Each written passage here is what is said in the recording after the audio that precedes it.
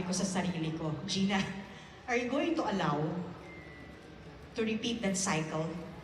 Kaya alam mo ba na ma-experience ng anak mo yung na-experience mo? Isang anak lang po ako and nag-iisa lang din po ang aking anak.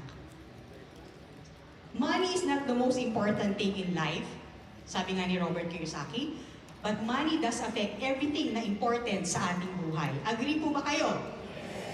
Kung yung financial house na nakikita natin,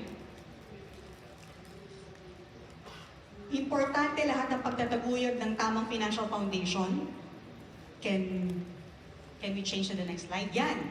Importante po lahat yan, right? But sometimes may mga challenges. Anong challenges? Kulang ang kita, hindi sapat ang kita, mas maraming priority sa buhay. So we need to be able to what?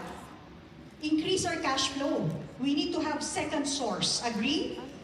May marami tayong priority sa buhay natin. So kung hindi sapat, let's increase our cash flow. So napakaganda nung komunidad na aming kinabibilangan dito.